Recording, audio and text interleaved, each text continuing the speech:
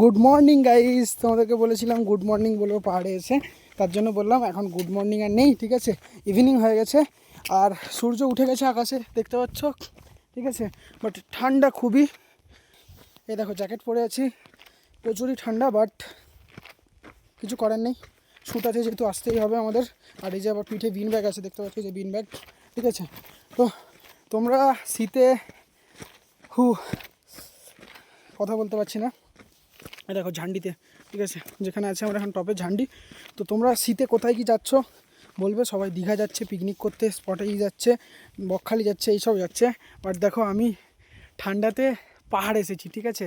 আমাদের গ্যাংটক যাওয়ার কথা আছে, দেখি কি হয়। এখন আপাতত আজকে শ্যুটটা কমপ্লিট হোক, তারপরে আমরা কাল থেকে এসেছি, কালকে একটা অন্য জায়গায় ছিলাম হোটেলে, তো আজকে শ্যুটের লোকেশনে এসেছি। জাস্ট এইমাত্র খানিকক্ষণ আগে আসলাম, এসে লাঞ্চ টাঞ্চ করে শুটে বেরিয়ে যাচ্ছি। অলরেডি ক্যামেরা চলে গেছে, বিন ব্যাগ রয়ে গেছিলো, বিন ব্যাগ আনতে আসছিলাম।